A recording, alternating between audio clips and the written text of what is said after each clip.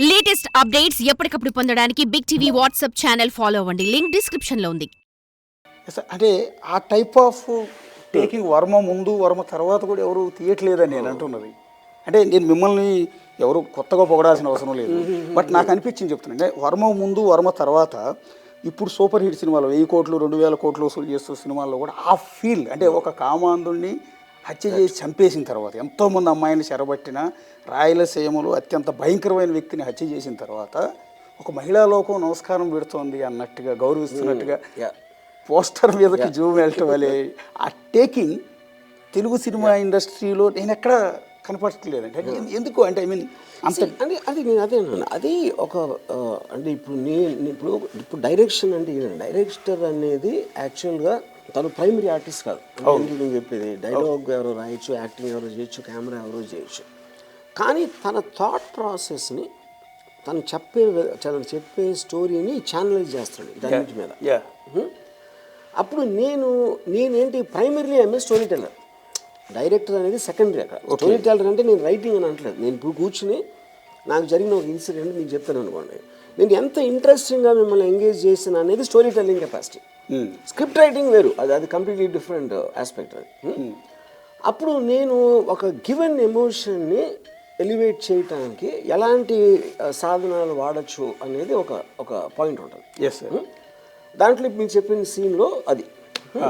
So తర్వాత ఇంకోటి ఏంటి, ఇప్పుడు ఒక సపోజ్ ఇప్పుడు సర్కార్ ఉందనుకోండి. సర్కార్లో ఆడ ఎవడో ఒక ముసలాయన ఆటోలో దిగి అలా మెల్లగా నడుచుకుంటూ వస్తాడు. అంటే వాడు ఏమైపోతాడు, is representative for the common people. అదే ఇప్పుడు వాడు అలా నడవకుండా ఆడ ఏజ్ కన్నా తక్కువ ఉంటే అది వర్కౌట్ అవుతుంది సీన్.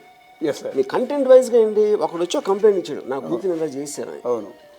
వాడు ఫీల్ అవుతున్నది వాడి బాడీ లాంగ్వేజ్లో, వాడి కళ్ళల్లో, ఆడి వాయిస్లో, మాట్లాడే విధంలో రిఫ్లెక్ట్ అయినప్పుడే మీకు ఆ కాంటెస్ట్ అమితాబ్ బచ్చన్ విన్నాక ఒకళ్ళు ఇస్తే ఒకడిని కొడతారు, ఎవడైతే చేశాడో వాళ్ళని. ఆ కొట్టినప్పుడు నేనేం చెప్పాను వాళ్ళకి, ఆ డంబిల్స్ పెట్టి గుర్తారు. మీ మొహంలో ఎక్స్ప్రెషన్ ఉండకూడదు. ఓకే, మీరు ఒక కార్పెంటర్ సుత్తి కొట్టినప్పుడు లేకపోతే ఏదో పగలు కొట్టినప్పుడు ఒక వర్కర్కి ఎలాంటి ఎక్స్ప్రెషన్ ఉంటే ఆ ఎక్స్ప్రెషన్ కావాలని చెప్పాను. అప్పుడు ఏముందంటే కోల్డ్ బ్యాడ్ అయిపోతుంది. ఎందుకంటే సర్కార్ చెప్పింది వాళ్ళు చేశారు, ఆడు ఎముకలు ఎరగొట్టేమని. కానీ వీడు కోపంతో కొట్టాడు అనుకోండి, ఆ సీన్ అలా ఉండదు. అది చెప్తున్నాను. సో అప్పుడు ఏంటి, నేను ఇలాంటి చాలా అబ్జర్వ్ చేస్తూ ఉంటాను నా కాలేజ్ టైం నుంచి. కానీ అది ఈ రౌడీల బిహేవియర్ కానీ, నేను చదివిన బుక్స్ కానీ, వాటిల్లో ఆ ఫండమెంటల్ ఎమోషన్ అక్కడి నుంచి తీసుకుంటాను. అది చాలామంది ఇప్పుడు ఒక ఫైట్ మాస్టర్ వచ్చి ఫైటర్ని చెప్పేసి ఆయన కొడతాడు, ఆడేదో అరుస్తాడు, ఆడి మొహంలో ఆడి నోట్లోంచి రక్తం వచ్చేసి అవి చేస్తారు. అది I'm not trying to say that is wrong. So నేను చెప్పే విధం అనేది నా సినిమాలో రిఫ్లెక్ట్ అవుతుంది. 2024లో బిగ్గెస్ట్ సినిమాలు వచ్చినాయి. యాక్చువల్లీ బాలీవుడ్ని కూడా తలదన్నే స్థాయిలో తెలుగు సినిమాలు తీశారు. It's greatness. యానిమల్ కావచ్చు, పుష్ప కావచ్చు, లేకపోతే ఇంకో సినిమా, ఇట్లాంటివి. అవి చూసి ఇప్పుడు వస్తున్న లేటెస్ట్ డైరెక్టర్లు కూడా వాటిని ఫాలో అవుతున్నారు. ఆ స్టేజ్ని అంటే ఇక అప్ టు ది మార్క్ ఇక్కడ పెట్టేశారు. మీరు ఒక మార్క్ పెట్టారు. ఇప్పుడు వస్తున్న డైరెక్టర్లు అందరూ యానిమల్ లాంటి డైరెక్టర్లు ఇది మీ గోల్ అని చెప్పి ఒక పాయింట్ ఇస్తున్నారు. ఆ గోల్ రీచ్ అవ్వడానికి వచ్చే డైరెక్టర్లు అంతా అదే రకమైన ప్రయత్నాలు చేస్తున్నారు. 2024 as a director, as a creative director మీకు సాటిస్ఫాక్షన్ ఉందా ఇండస్ట్రీని చూస్తే? నేను ఫస్ట్ ఆఫ్ ఆల్ ఇయర్కి సంబంధం ఉంటుందని నేను అనుకోను. ఇప్పుడు మీకు రిలీజ్ అవ్వచ్చు ఆ ఇయర్లో ఏ సినిమా అయినా, ఎస్పెషల్లీ పెద్ద సినిమాలు ఇన్సెప్షన్ 4-5 years నుంచి స్టార్ట్ అవుతాయి ముందు నుంచి. ఆ మేకింగ్ కానీ, thinking, what ever it is you know. So ఇప్పుడు దాంట్లో ఇప్పుడు ఇంకోటి ఏంటంటే, సౌత్ నార్త్ని కట్ చేస్తుంది అంటే అది కొంతమంది డైరెక్ట్గా చేస్తున్నారు. మనకి ఆల్మోస్ట్ 150 సినిమాలు రిలీజ్ అవుతాయి. 150 సినిమాల్లో చాలా పెద్ద సినిమా ఒకటే ఉంటుంది ఇయర్కి, 1-2 మ్యాక్సిమం అవుతుంది. దాన్ని బట్టి మేము కొట్టేసాం అనేది. ఇప్పుడు కన్నడ ఇండస్ట్రీని అసలు మనం కేర్ కూడా చేసి ఉండదు, మనం కూడా నార్త్ పక్కన పెట్టడం. వాళ్ళు KGF 2 వచ్చేసి మొత్తం అసలు చేంజ్ అంటే ల్యాండ్స్కేప్. తెలుగు సినిమా ఇండస్ట్రీలో మీరు అంటే వర్మ గారు ముందు, వర్మ గారు తర్వాత అన్నట్టు, కన్నడ ఇండస్ట్రీ ప్రశాంత్ నీళ్ళకు ముందు, ప్రశాంత్ నీళ్ళ తర్వాత, అంటే KGF ముందు, KGF తర్వాత అన్నట్టు అయిపోయింది. మలయాళ సినిమా రెగ్యులర్గా తెలిసింది ఫ్యామిలీ స్టోరీస్ ఎక్కువ. ఈ టైప్ ఆఫ్ ఒకే డైరెక్టర్ 5-6 సినిమాలు తీసేస్తాడు విత్ ఇన్ మంత్స్. అలాంటి మలయాళం కూడా ఇప్పుడు మారిపోతుంది. మార్కో అవును, లాంటి correct, సినిమాలు. correct. మార్కో మీద మీరు కూడా ఒక ట్వీట్ చేశారు, దాని మీద విపరీతమైన సిచ్యుయేషన్ నడుస్తుంది Yeah, yeah, yeah. కేరళలో. అంటే వీళ్ళందరూ మనం చూసి ఫాలో అవుతున్నారా, లేకపోతే సినిమా రేంజ్ ఆ స్థాయికి వెళ్ళిపోతుందండి? ఒకప్పుడు మన తెలుగు సినిమా ఇండస్ట్రీ కావచ్చు, తమిళ, మలయాళం, ఎవరైనా బాలీవుడ్ వాళ్ళు అయినా సరే హాలీవుడ్ని ఇన్స్పిరేషన్గా తీసుకునేవారు. హాలీవుడ్ రేంజ్లో మనం వెళ్ళాలి అన్న ఉద్దేశం. ఇప్పుడు అది మారిపోయింది. సో మనం అనేది కరెక్ట్ వర్డ్ కాదండి.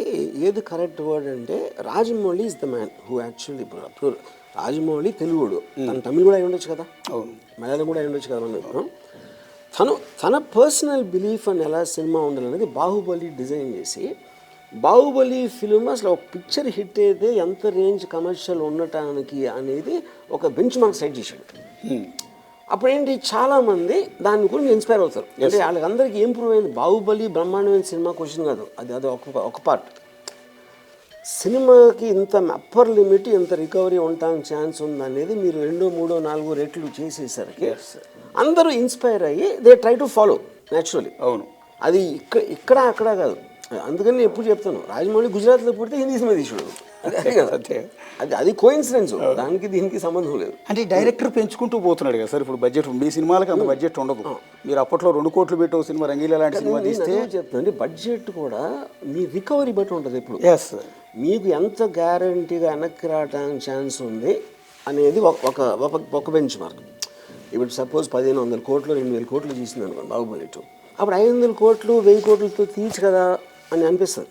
ఎందుకంటే అంత రికవరీ ఉంది. ఎవరో కూడా నా సినిమా దానికన్నా తక్కువ ఉంటుంది అనుకోని అప్పుడు తీరు, బెటర్ సినిమా అవుతుంది అనుకునే తీస్తారు. అది అవ్వకపోవచ్చు తర్వాత రిలీజ్ అయ్యాక. అది ఒక పాయింట్. రెండో పాయింట్ ఏంటంటే, బడ్జెట్లో మీరు ప్రతి దాన్ని, అంటే బాహుబలి తర్వాత ఏమొచ్చింది, బిగ్ విజువల్ ఎఫెక్ట్స్, సెట్స్, ఇలాంటి ప్రొడక్షన్ వాల్యూస్ బ్రహ్మాండంగా లేకపోతే సినిమా చూడటానికి రారేమో. ఎస్, ఒక ఇందాక చెప్పింది. అప్పుడేంటి, వీళ్ళందరినీ కూడా big budget films I don't think this much, ఎందుకంటే ఆల్రెడీ బెంచ్ మార్క్ సెట్ అయింది. బాహుబలికి ఎందుకు అంత ఖర్చు పెట్టారు అనేది అది లీప్ ఆఫ్ ఫెయిత్ అంటారు.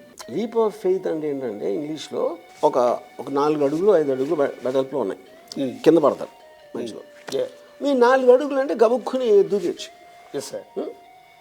5 అడుగులు అంటే కొంతమంది దూకొచ్చు, చాలామంది అయిపోతారు. 6 అడుగులు అనమాట. 6 అడుగులు అంటే ఈ అమ్మ ఏదో చేసి తీద్దాం అనేది దూకి వర్కౌట్ అయిపోయింది. అది లీప్ ఆఫ్ ఫెయిత్ అంటారు. అంటే నమ్మకం మీద చేసేయడం. అసలు తెలుగు సినిమాకి 70 కోట్లు 80 కోట్లు అప్పర్ లిమిట్ రికవరీ ఉంది అని మగధీర టైంలో అనుకున్నప్పుడు, మీరు సినిమాకి డబల్ ఎందుకు ఖర్చు పెట్టారు? బ్రహ్మాండమైన సినిమా తీస్తే దాన్ని పగలగొట్టచ్చు అని రాజమౌళి ట్రాక్ రికార్డ్ బట్టి కానీ, ఆ ప్రొడ్యూసర్ కొన్న ఫైనాన్షియల్ స్ట్రెంగ్త్ మొలాన్ కానీ తీశారు. అది వర్కౌట్ అయిపోయింది. ఓకే, ఒకవేళ వర్కౌట్ అవ్వకుండా 6 అడుగు 5 అడుగులు కింద పడ్డారు అనుకోండి, పోతారు కదా. అంతే కదా, అది అవ్వలేదు. అప్పుడు అది మీరు దాన్ని చూసుకుని తర్వాత చేసుకుని చాలామంది చేతులు కాల్చుకున్నారు కదా. అది జరిగింది. నేను అదే అంటున్నాను సార్. ఇప్పుడు తెలుగులో సో అప్పుడు అక్కడ పాయింట్ ఏంటంటే, మీరు అంటే ఇప్పుడు ఎవెన్చువల్గా సినిమా ఫ్లాప్ అవటం అనేది బడ్జెట్ ఫెయిల్ అవుతుంది. సినిమా ఎప్పుడు ఫెయిల్ అవుతుంది. ఇప్పుడు సినిమా సక్సెస్ 4 రకాలు ఉన్నాయి. ఒకటి, మీరు ఎంత ఖర్చు పెట్టారు, ఎంత వచ్చింది, ఎంత కొన్నారు, ఎంత వచ్చింది, లేదా క్రిటిక్స్ ఏమన్నారు, ఓకే, లేదా ఇండివిజువల్ ఆడియన్స్ మెంబర్ అనేది లెక్కలోకి తీసుకోకూడదు. ఎందుకంటే ఎవరి ఒపీనియన్ అని ఉండదు. ఫైనల్ మెజర్మెంట్ ఫ్యాక్టర్ ఏంటంటే, బయర్కి ఎంత వర్కౌట్ అయింది, ప్రొడ్యూసర్కి ఎంత వర్కౌట్ అయింది. That is the only thing. Critics అనేది మీకు హిస్టారికల్ పర్స్పెక్టివ్ ఉంటుంది. మీరు వికీపీడియా 10 ఏళ్ళ తర్వాత చదివితే ఫలానా వాడు ఎన్ని ఇచ్చాడు, ఫలానా వాడు అన్ని ఇచ్చాడు, అంతకన్నా వాళ్ళకి కూడా వాల్యూ లేదు. లీయెస్ట్ వాల్యూ ఆడియన్స్ ఉంటుంది యాక్చువల్లీ. అవును, ఎందుకంటే ఆ నేమ్లెస్ పీపుల్ మనకు తెలియదు. సో ఫైనల్గా 10 ఏళ్ళు లేక ఈ సినిమా ఎంత తీస్తే ఎంత వచ్చింది అన్నది చూస్తారు, కానీ ఎవడెవడికి నచ్చింది అనేది పట్టించుకుంటారు. Yes sir. For more videos like this, subscribe Big TV channel.